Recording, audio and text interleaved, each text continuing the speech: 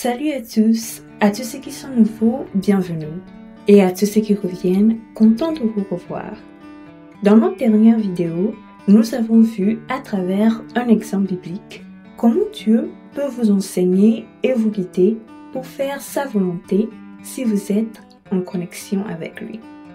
Aujourd'hui, nous entrons dans une nouvelle phase de notre thème qui porte sur la communion avec un frère ou une sœur, autrement dit, avec un homme ou une femme.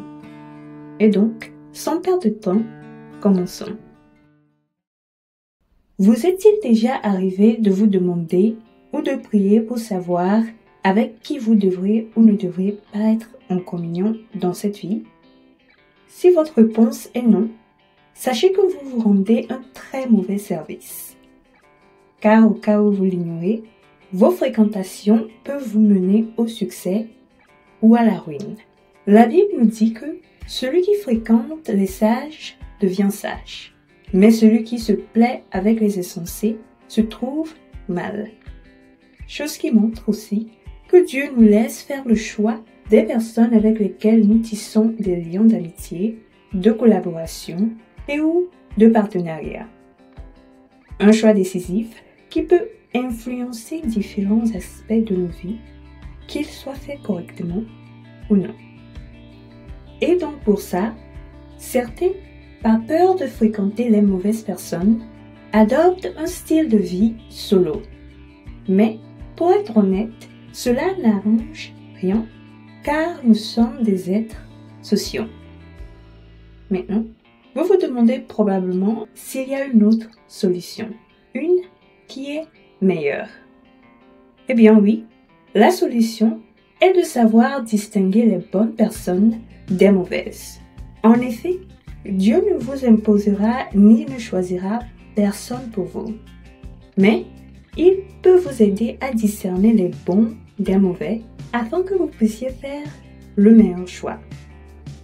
Et si vous êtes en communion avec Dieu par le Christ, l'Esprit du Seigneur vous guidera dans votre choix.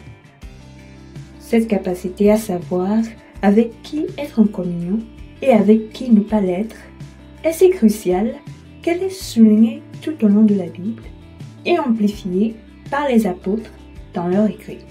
Pour en voir un exemple, allons dans le livre de 2 Corinthiens, le chapitre 6, du 14e au 16e verset, qui dit « Ne vous mettez pas avec les infidèles sous un joug étranger. Car, quel rapport y a-t-il entre la justice et l'iniquité?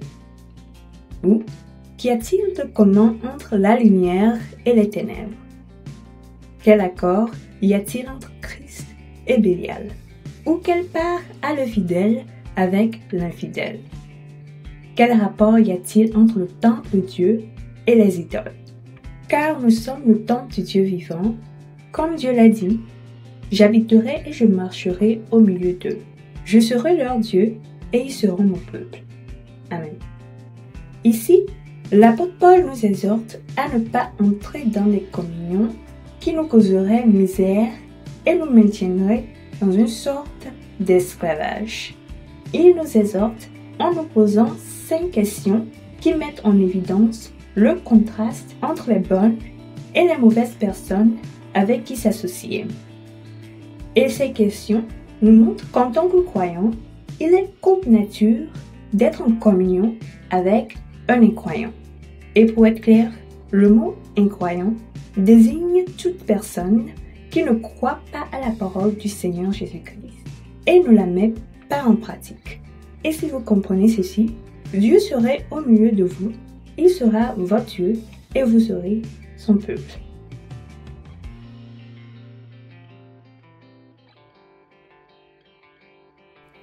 Bien-aimés en Christ, en tant qu'êtres sociaux, il arrive toujours un moment où vous avez besoin de nouer des liens avec les autres. Cependant, en tant qu'enfant de Dieu, vous devez être attentif à qui vous choisissez d'appeler amis, partenaires et collaborateurs. Car la communion avec une autre personne peut entraîner votre chute ou votre prospérité.